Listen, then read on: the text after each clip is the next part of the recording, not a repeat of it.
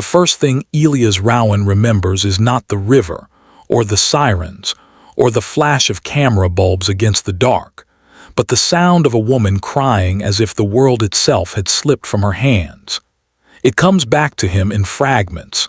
The shivering breath, the way she choked on a name he didn't yet know, the way that name seemed to hang in the air like a question that no one dared answer. Even now, decades later, the memory feels both his and not his, as if the sorrow that night had seeped into him without asking permission.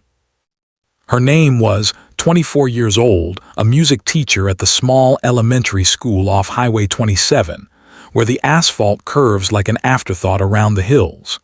She had grown up in the same county, the quiet, dutiful oldest daughter of a mechanic and a church pianist. On Sundays, she played the old upright at Cedar Grove Chapel, drawing out notes so tender they made people feel unexpectedly noticed, even when she didn't look up. In the photographs from that time, never quite faces the camera.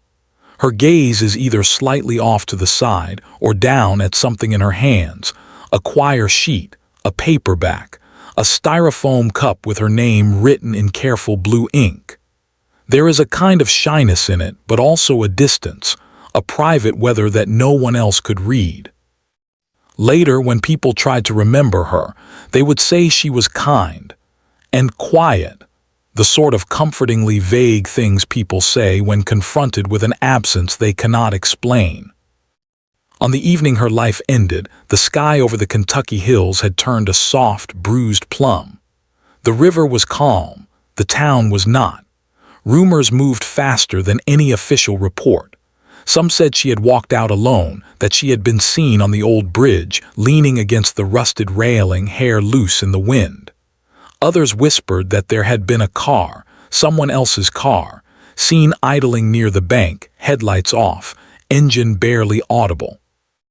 The official file would later condense the night into clean lines and boxes, a series of observations pinned like butterflies. Time, location, condition. But Elias, back then a young patrol officer with far more uncertainty than experience, remembered something the file did not.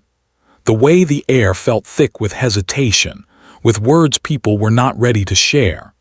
It was as if the town itself had taken a breath and decided to hold it indefinitely. At the center of it all was the question no one could answer with ease. Had walked into that darkness alone, or had someone else guided her there? No one liked the way that question sounded when spoken aloud. It made people shift in their seats, made mothers press their hands against their children's backs a little more firmly in church, made fathers lower their voices at the diner. So they stopped saying it. They let the silence answer instead. Parents and stood on opposite sides of their living room the day Elias first visited them, as if an invisible line split the carpet beneath their feet.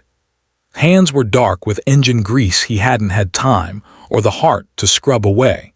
Fingers were pink from dish soap and hymn pages.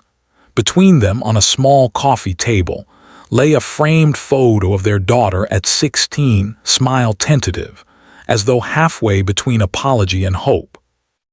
"We don't understand," said softly, more to the room than to Elias. Her voice trembled, but her spine was straight.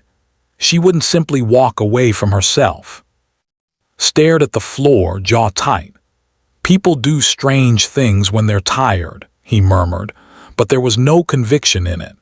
It sounded less like a belief and more like something he thought he had to say, as though repeating it might someday make it feel true.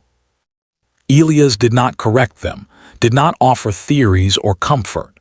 He simply sat with his notebook closed, listening to the spaces between their words, to the way their shared sorrow never quite met in the middle. They grieved the same daughter but in different languages, each carrying a version of her that did not fully match the other.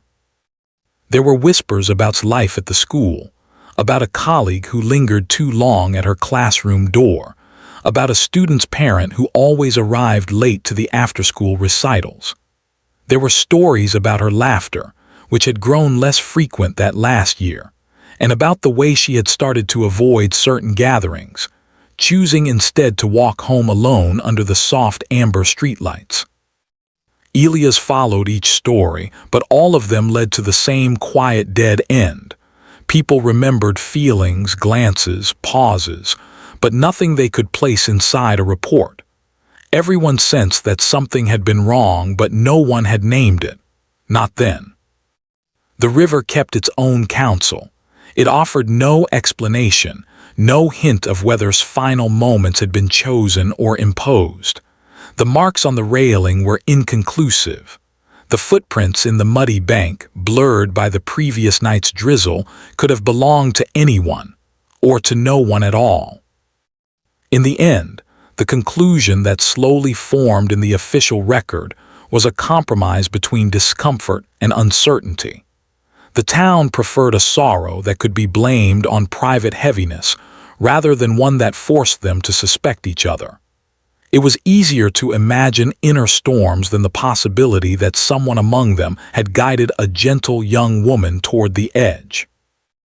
Elias signed the paperwork that closed the file, his pen leaving a neat, obedient signature at the bottom of the page. As he did, he felt a strange emptiness, not of doubt exactly, but of something left unfinished. It was like walking out of a room knowing you had forgotten an important object inside, yet being unable to remember what it was. Years turned into decades. The town grew and didn't. New families moved in, old ones stayed. The bridge was repainted once, a fresh coat of color over rust and memory. People forgot the details of the night, but not the feeling of it. Became a name occasionally mentioned at kitchen tables and church potlucks, softened by time into a cautionary tale whose cause no one could quite define. Elias carried her with him quietly, not as a mystery to solve, but as a presence that visited him in quiet moments, when he heard a piano in a distant house, or when a young teacher waved to her students at a crosswalk, or when the river looked particularly still. It was not guilt, not exactly, more like an unfinished thought that refused to leave the mind. He retired eventually, moved to a smaller house with a smaller yard and a larger collection of unspoken recollections. The file on remained somewhere in the archives of the county building, its pages yellowing, its staples rusting, like a question that no longer expected an answer. Until one day, an almost accidental discovery loosened the first, fragile layer of that long-settled silence. 2. A forgotten witness or document reopens the cold investigation. The call came on a fine, clear morning, the kind of day that seemed to belong to simple errands and idle conversation. Elias had been standing by his kitchen window, watching a neighbor's child chalk uneven constellations onto the sidewalk, when the phone buzzed on the counter. "Mr. Rowan," the voice was male, careful, slightly formal. "This is Deputy Aaron from the sheriff's office. I hope I'm not interrupting." Elias smiled faintly to himself. "Retirement means you're never interrupted," he replied. "Only surprised. What can I do for you, Deputy?" There was a soft pause on the line, the sound of someone sorting his thoughts, weighing what to reveal first. "We've been going through some old boxes in the courthouse basement. They're remodeling the records room and a lot of misfiled material is resurfacing. We found something with your name on it. A tape, actually, and a partial transcript." A tape. Elias felt the word land with a small shiver of recognition. The old interviews had been recorded on cassettes, plastic rectangles that now seemed as antique as handwritten sermons. "How old?" he asked, though he already sensed the answer. "It's labeled November 1987, said. "There's a case number on it that matches an old incident file. The name on the label is..." The kitchen around Elias seemed, for a moment, to narrow and quiet. Outside, the child's chalk stars blurred into indistinct pastel shapes. "I thought all the materials on that matter were accounted for," he said slowly. "So did we," replied. "But this one looks like it was never logged correctly. The transcript is incomplete and the tape itself." Another pause. "Well, it's better if you hear it." Elias agreed to come in that afternoon. He hung up and stood for a while with his hand still resting on the receiver, as if the call might rewind itself if he moved too quickly. The years between then and now collapsed into a thin, tremulous line. He remembered the interviews, the makeshift recording setup in the cramped office with its buzzing fluorescent light. He remembered sitting across from people whose eyes avoided his, their hands twisting tissues or keychains or coffee cups, their words careful and sparse. It should have all been preserved and stored correctly, but he also remembered the sense of quiet urgency, of too many tasks and too few hands. It was possible, more than possible, that a tape had slipped from the neat rows and fallen into a cardboard box, that a partial transcript had been left half-typed on an old typewriter, waiting for a completion that never came. At the sheriff's office, the records room smelled of dust and adhesive, was younger than Elias expected, with kind eyes and the slightly apologetic posture of someone who knows he is disturbing old ground. On a metal table between them lay a cassette, its label yellowed and curling at the edges. Elias recognized his own handwriting on it. M. Interview. Witness. Supplemental. "I didn't know there was a supplemental," Elias murmured. Slid a few stapled pages toward him. The print was uneven, the letters occasionally blurred where the ink ribbon had faltered. At the top, in all caps, were the words, "Unidentified female, late teens, early TWENTIES statement, unconfirmed." "The name section is blank," said. "The last page is missing, and the tape was in a separate box from the main file. The old log sheets don't mention it." Elias traced a finger along the typed words without yet reading them. Something in his chest felt delicate, like glass being set on a crowded shelf. "Why look into it now?" he asked quietly. "It's been a long time." "Because the county wants everything digitized," said. "And because someone upstairs saw your name, saw the case number, and thought it might matter. There's also talk that one of the families involved." He stopped himself. "Maybe you should just listen." They moved to a small side office, the kind once used for private conversations and now cluttered with boxes and old file cabinets. Someone had set up a cassette player, its plastic casing scuffed, its buttons a little stiff. The deputy slid the tape in, pressed play, and a faint hiss filled the room. At first there was only silence, then the sound of a chair scraping lightly against a floor. Elias heard his own younger voice, distant yet unmistakable, calm and measured. "Just speak in your own words," the recording version of him said. "Take your time." A softer voice answered. A young woman, her accent local but lighter than most, as if she had spent time listening to different kinds of speech. There was a hesitation that seemed almost tangible, a breath drawn and held. "I don't know if what I saw matters," she said at last, her tone wavering. "I don't want anyone to get in trouble. I keep thinking about that night and I can't sleep right." The sound of paper rustling. Elias could almost see himself flipping his notebook open. "You were near the bridge?" he asked gently. Another pause, then, "Not on purpose. I mean, I wasn't supposed to be there. If my father finds out, he'll be very upset." Her words faded into a low murmur as the tape momentarily distorted, the magnetic strip wavering in pitch. When it steadied, she was describing shadows, movement, lights that didn't match the usual traffic on that road. She spoke of hearing voices carried on the wind, one of them high and strained, another lower, urgent. She described seeing two figures near the railing, not one. Then the sound of something, someone falling or slipping, and the sharp interruption of silence that followed. I thought, her voice broke, the sentence left incomplete. I thought she would stand back up. The younger Elia's voice remained calm. You're sure there were two figures?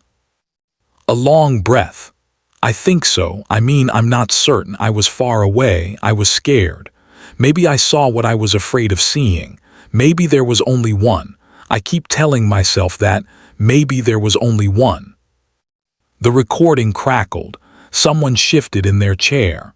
There was a sense of the room itself holding its breath. Why didn't you come forward sooner? The recorded Elias asked, his tone soft, careful not to press too hard. Because if there were two, she whispered, then one of them left, and I think I know who it might have been. The tape ended abruptly there, the machine clicking as it reached the end of its spool. Frowned and turned it over, but the second side contained only a faint hiss, no voices, no answers. Transcript stops around there too, he explained. Looks like whoever was typing it got this far and then stopped. There's no follow-up. Elias stared at the player, the silence around it feeling oddly loud. He tried to reach back into memory to find this young woman, her face, her posture, the way she might have held her hands in her lap. But all he could recall were fragments. A floral print dress, hair pulled into a loose knot, a pair of scuffed white shoes tapping nervously at the floor. The specifics of her words had faded. The emotional weather of the room remained. Do we know who she was? Elias asked softly. Shook his head. No name on the transcript, no cross-reference in the file. It's like she stepped into the record for half an hour and then vanished again. For a moment the two men sat without speaking. Somewhere in the building, a door closed with a hollow sound. The past and the present seemed to overlap, messy and unresolved. You understand why we're reaching out, Mr. Rowan, said finally. If what she described was accurate, then the original conclusion might not have included everything it should. And if she knew who that second person might have been. His voice trailed off, but the implication sat plainly between them. Elias did not answer immediately. He was thinking of at the piano, of the bridge at dusk, of a town that had preferred quiet, manageable sorrow to the possibility of shared responsibility. He was thinking of his younger self, tired and overworked, sitting across from a frightened young woman, and perhaps not realizing how easily a single misfiled tape could tilt the balance of a story. What are you asking of me, deputy? He said at last. Folded his hands. We'd like you to look at this again. Not officially, at least not at first. Just revisit your memories. Help us understand what might have been missed. It sounded simple. It was not. To reopen story felt like opening a room in his own mind that he had carefully kept dim. Some things, Elias murmured almost to himself, were never properly closed. He agreed in the end with a slow nod. He took a copy of the partial transcript and the original file, now newly supplemented with the rediscovered tape. As he walked out of the building, the sun lit up the dust motes in the air, turning them into tiny floating sparks. It felt strangely like walking back in time, not to solve a long-settled puzzle, but to acknowledge that it had never truly been settled at all. 3. Investigator focuses on human psychology, more than physical clues. Elias spread the contents of the file across his dining table as though laying out the remnants of a life. There were photographs, grainy black and white stills from the riverbank, distant shots of the bridge, a few images of at-school events. There were reports, typed in rigid formats, full of times and locations and categorized observations. There was the partial transcript of the unnamed witness, the lines of text abruptly ending mid-thought. He knew from long habit how to trace timelines, compare statements, and hunt for inconsistencies. Yet as he sat with the papers, he found himself less interested in the formal architecture of the investigation and more drawn to the small, human details that bled through the margins. The notes about someone shaking hands during an interview. The mention of a neighbor who seemed unusually distant. The description of last day at the school as uneventful, followed in parentheses by the faintly scribbled words, "Looked tired." The physical record hadn't changed in all these years. What might have changed, he thought, was his own way of reading it. He started not with the bridge or the river, but with herself. According to colleagues, she arrived early each morning, often before the first hints of sunrise. She would unlock her classroom, set out colored pencils and music sheets for the children, and then sit alone at the small, upright piano, playing soft melodies that drifted faintly into the hallway. A fellow teacher recalled once standing outside the door, listening, and feeling oddly as though she were overhearing a conversation in a language she did not speak. She never said much about herself, that teacher had told Elias decades ago. Whenever someone asked how she was doing, she'd say she was fine and then ask how you were. You'd realize 10 minutes later you hadn't learned a single thing about her. At the time, Elias had written it down mechanically, another detail in a list. Now, rereading the note, he considered the careful way some people built themselves into listeners, as if listening were both kindness and camouflage. Perhaps had learned that sharing too much complicated relationships. Perhaps she believed that silence kept things smooth, pleasant, manageable. He thought about the unnamed witness, the young woman who had spoken of two figures on the bridge. Fear had shaped her words, but so had concern for the unnamed, someone she thought might have been there. There was a loyalty in her hesitation, a reluctance to point toward a person she believed others would find fault with. It occurred to Elias that this was the starting point, not the physics of what had happened at the bridge, but the emotional loyalties and quiet bargains that surrounded it. People did not just act, they convinced themselves and each other of reasons. They drew secret boundaries around what could be admitted without shifting the ground under their feet. The next day he visited the school, not as it had been in 1987, of course, but as it existed now, changed and yet somehow familiar. The playground equipment was new, the paint on the walls was brighter. The small music room where had once taught was now a storage space, stacked with cardboard boxes and old folding chairs. Still, when Elias stepped inside, he felt a faint echo, as though her careful presence still lingered in the corners. He stood there, eyes closed, listening to the silence. It was not the absence of sound, but a kind of held breath.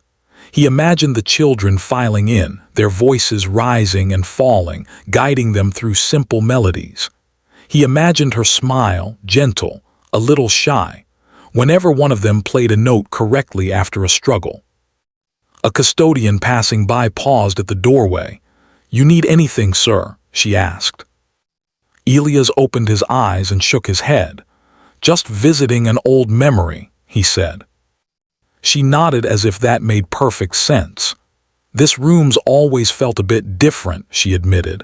"I don't know why. Maybe it's the shape of it. Sounds carry in a strange way, like they hang around longer than they should." He thanked her and left, carrying the comment with him. Sounds hanging around longer than they should. That was what unsaid things felt like too. They lingered, even when nobody was consciously listening. From the school, he drove out to the old house. The yard was tidier now. A new family lived there, with bicycles leaned against the porch rail. He parked across the street and sat for a few minutes, watching. He remembered stepping up those front steps for the first time, the sense that he was bringing not only questions, but also an unspoken rearrangement of a family's understanding of itself. He thought of tight jaw, of straight spine, of the way they had grieved not just their daughter's absence but the unsettling uncertainty around it. People could endure sorrow, he knew. It was uncertainty that wore them down, that forced them into quiet, sometimes conflicting narratives to keep their days moving. Later that afternoon, he met with again. They sat in a small conference room at the sheriff's office, the tape recorder between them, not to collect new statements this time, but to replay and reflect. "We can re-interview people," said, tapping a pen against a legal pad. "Those who are still around. We can check for any physical evidence that might have been preserved." "And what would you ask them?" Elias interrupted gently. "About where they were, what they saw. After almost 40 years, they'll remember their own feelings more clearly than their exact positions in time and space." Frowned slightly. "Feelings aren't proof." "No," Elias agreed. "But they're often the path to whatever proof exists. People arrange their memories to protect something, someone, or themselves. If we understand what they were trying to protect, we might finally understand what happened, or at least why it happened the way it did." The young deputy looked at him curiously. "So you think we start with what? Their loyalties, their regrets?" "We start with their stories," Elias said, "and with their silences, especially the things they still hesitate to say." He suggested they talk again with those who had been closest to. The colleague who had described her as a gentle listener, the neighbor who had once mentioned seeing a car in the driveway late at night, then quickly backtracked, the friend who had helped her shop for sheet music in Lexington and had, at the time, brushed off vague hints about feeling caught between people's expectations. "We can't go back to the river and find anything new," Elias said. "But we can go back into people's memories and look for the moment they stopped themselves from speaking completely." Nodded slowly. "You think someone still knows more than they said?" Elias considered this. "I think someone once told themselves that their silence was a kindness," he answered. "And kindness, when mixed with fear, can keep truth in a very small, locked room for a very long time." They began making a list of names.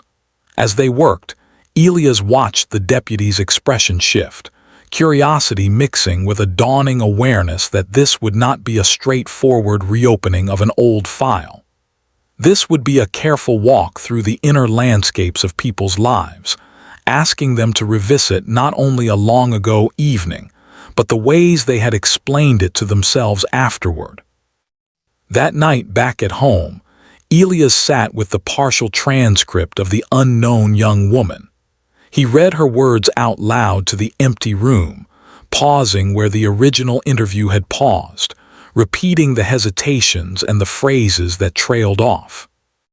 "I thought she would stand back up."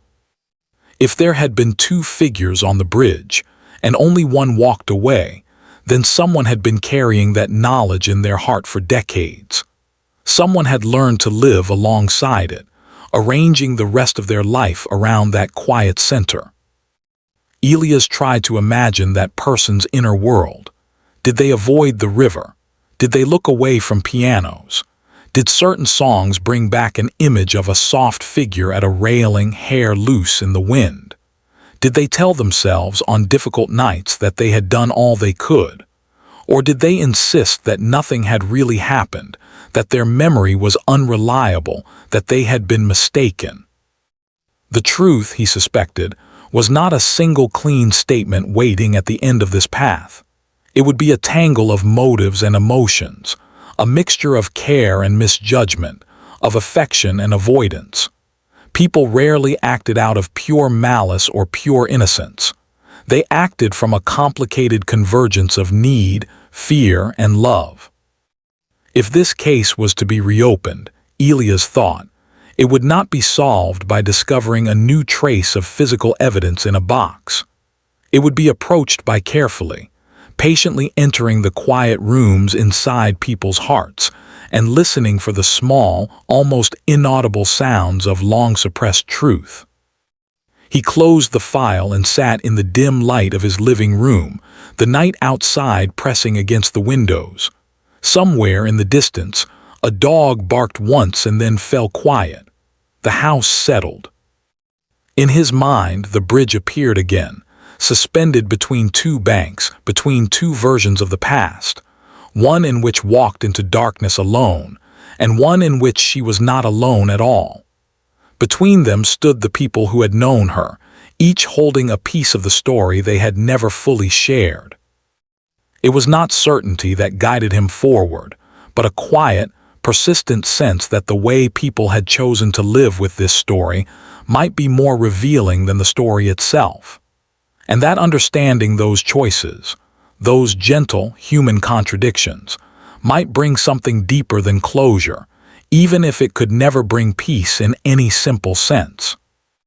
What Elias began to see, as he revisited the quiet threads of life, was not a single dramatic revelation, but a constellation of subtle hesitations, relationships that had once appeared harmless, now trembling under renewed attention. None were overtly troubling. Instead, they carried the faint tremor of conversations left unfinished, glances held a second too long, private concerns that had softened into habit rather than clarity. He started with her colleague, Daniel Harrow, the choir instructor. In 1987, Daniel had been in his early 30s, devoted to the school, always patient with the students who struggled to keep rhythm.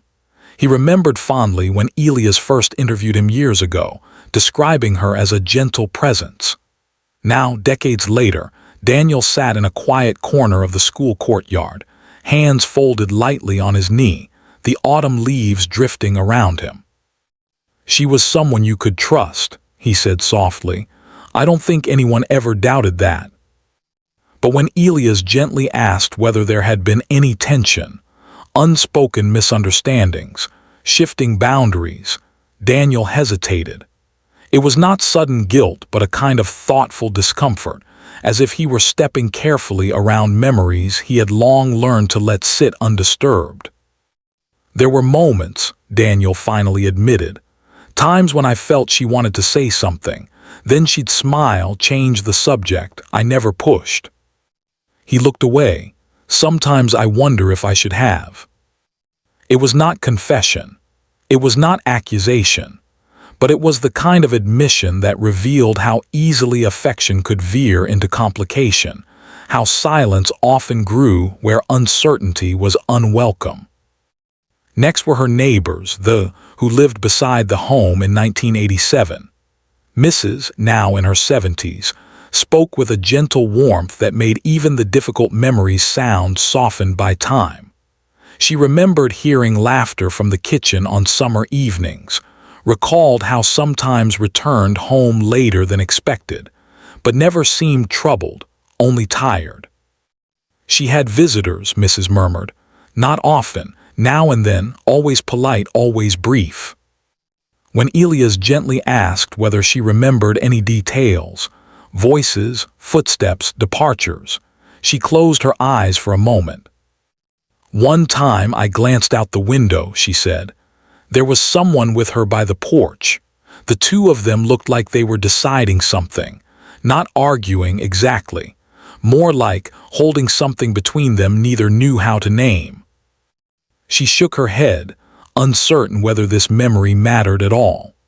Yet in the soft tremble of her voice, Elias felt the outline of a private connection, perhaps warm, perhaps complicated, perhaps misunderstood.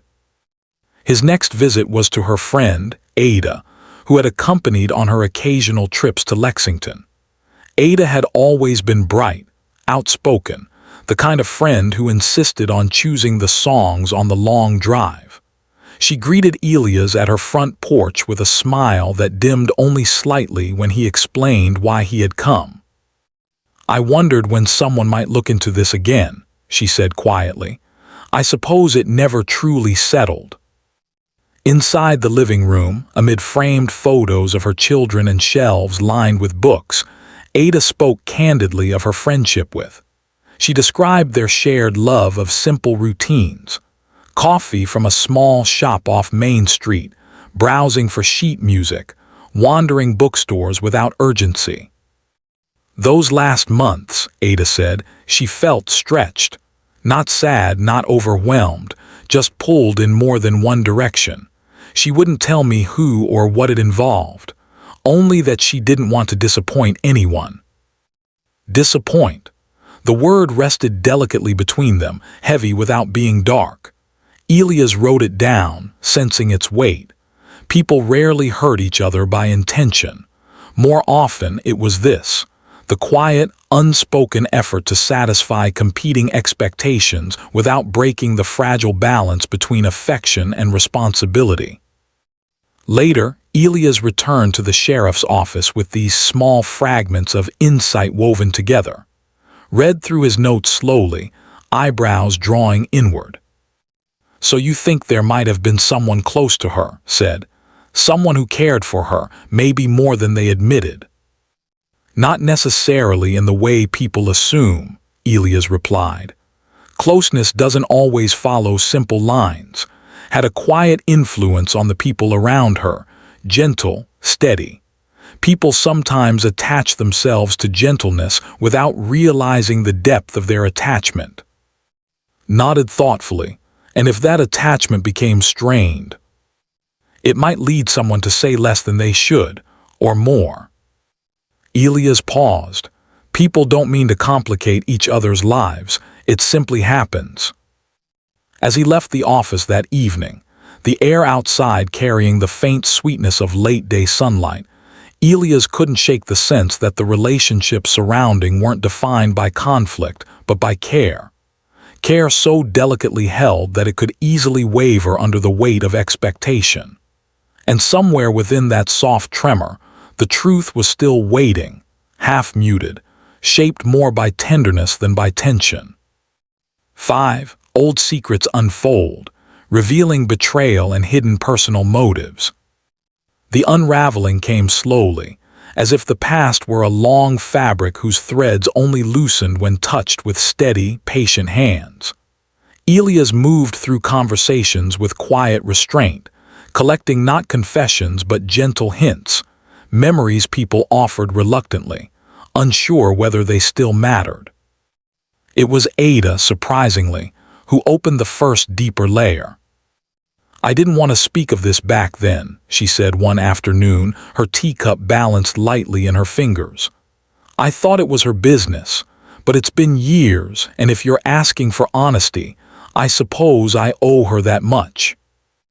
They sat at her kitchen table, sunlight pooling on the floor in soft rectangles.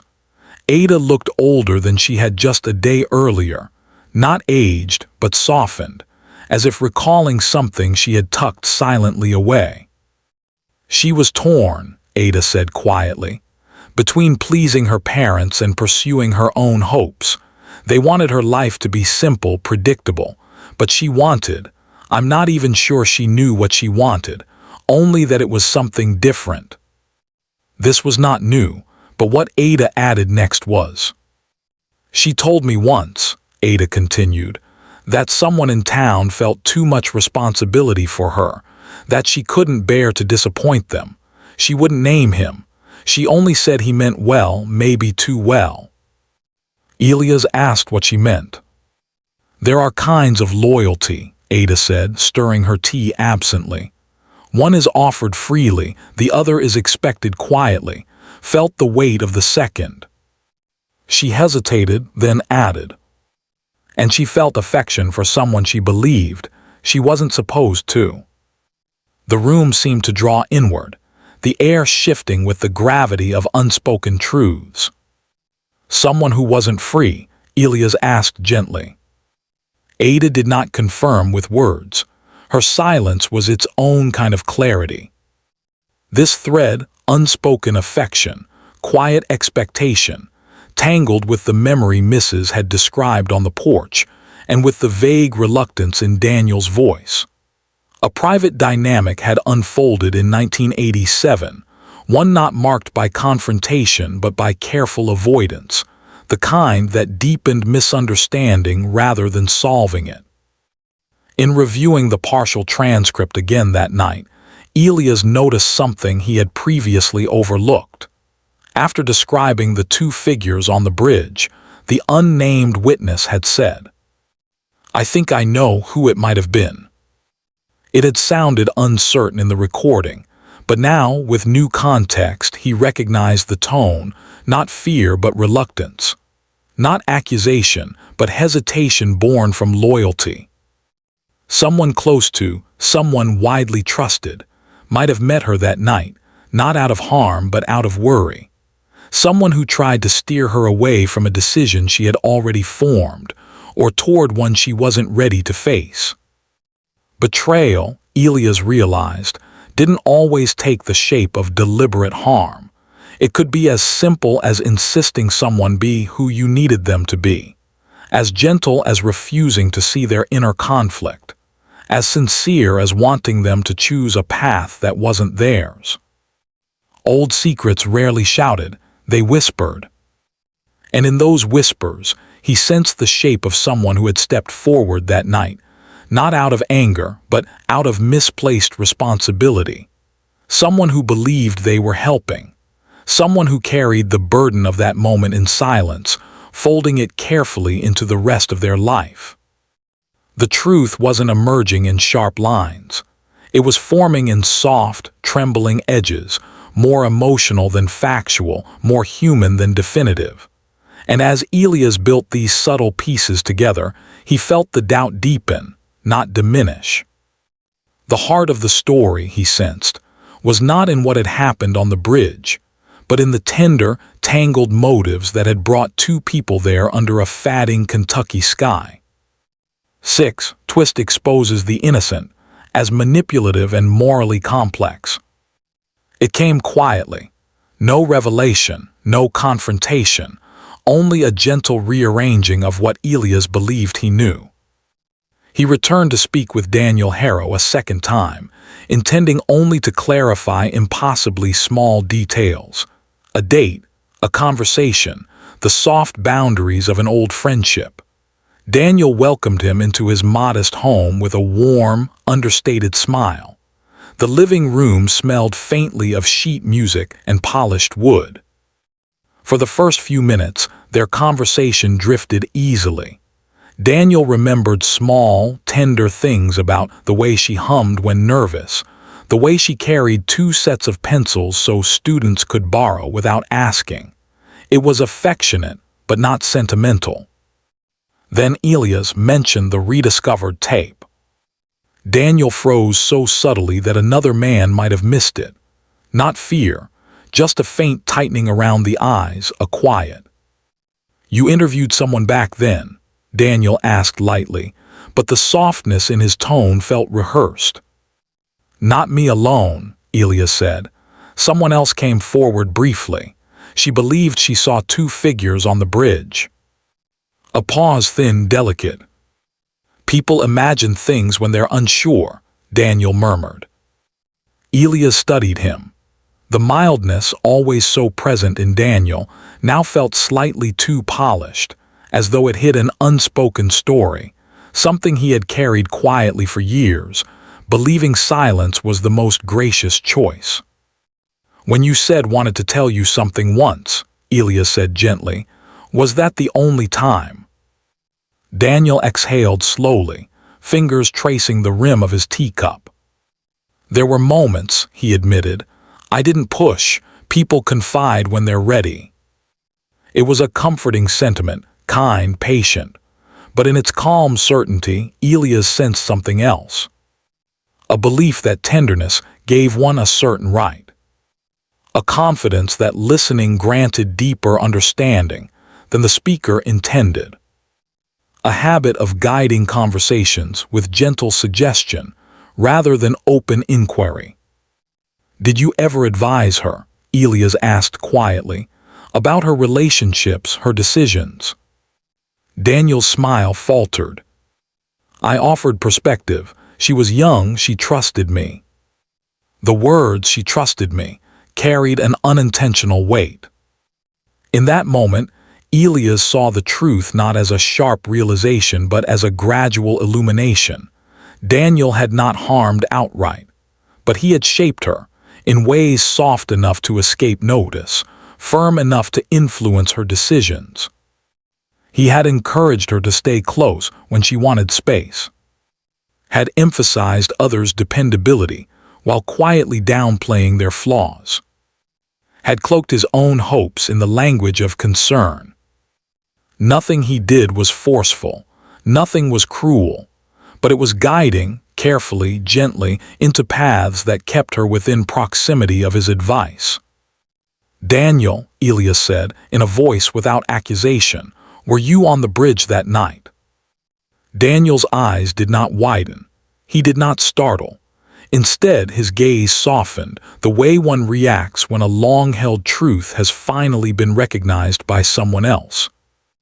"I walked there to speak with her," he answered, almost peacefully. "I wanted her to reconsider something. I wanted her to see she wasn't alone." What was she reconsidering? He hesitated, a hesitation full of decades of folded-away hopes. "She was leaving," Daniel said quietly. Not the school entirely, not the town, but the life she felt obligated to maintain. She wanted a different rhythm, a different future. "I told her she was being impulsive. I told her others relied on her. I told her she was misunderstanding her own heart." He looked down at his hands. "I thought I was helping." Elias felt the quiet gravity of it, how sincere Daniel had been, how deeply he believed he was offering kindness. "Did you see her fall?" Elias asked softly. Daniel closed his eyes. There was a moment, a pause. We were both quiet. I said something I thought was gentle, something about how choices affect others. She stepped back. I thought she only needed space. Then she slipped, or moved, I don't know which. When he opened his eyes again, they held a sorrow so tender it tethered the room into stillness. "I didn't call for help immediately," he said. "I don't know why. Shock, perhaps, or disbelief, or fear that my presence would complicate her story. So I waited. Only a minute, but long enough that I told myself calling later was more respectful. I convinced myself the silence was mercy." He whispered, almost to himself. "I loved her in a way I thought was gentle. It was not malice, it was not innocence. It was the quiet, subtle manipulation born from affection, care that gradually steered another person's choices, until the boundary between support and influence dissolved. It fit the story too well. Too softly. Too inevitably." Elias left Daniel's home with a calm far heavier than shock.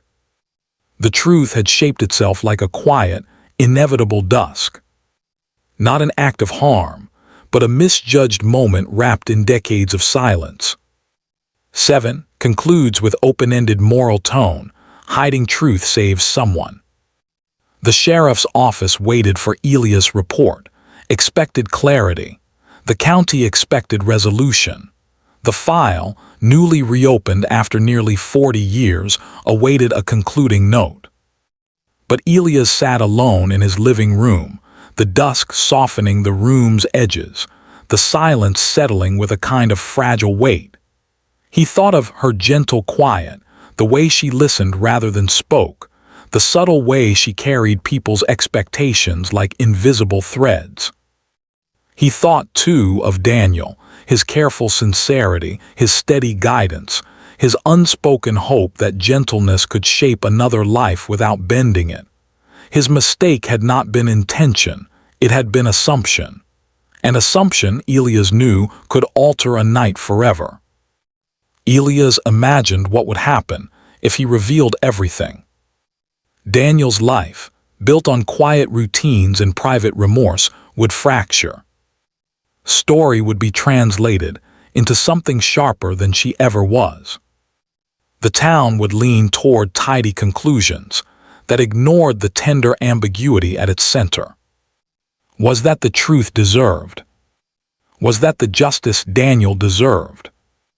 Was there a version of events that remained faithful to the softness of their lives, without reducing them?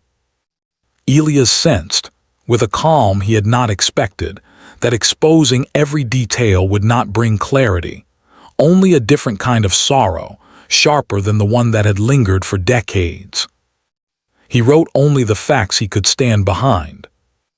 That a forgotten witness had described two figures near the bridge. That certain relationships had carried quiet complexities. That uncertainty remained. He did not reveal Daniel's confession. Not to the file. Not to anyone. Some truths, he believed, were too delicate to hold up to public light without warping. Some mistakes were shaped more by care than by intent, and exposing them served only to wound those still living with their quiet regret. Story, he realized, was not about blame. It was about the fragile way people navigate each other's hopes, fears, and longings.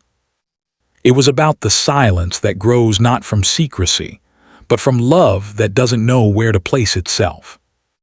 He closed the file, leaving the final line unwritten.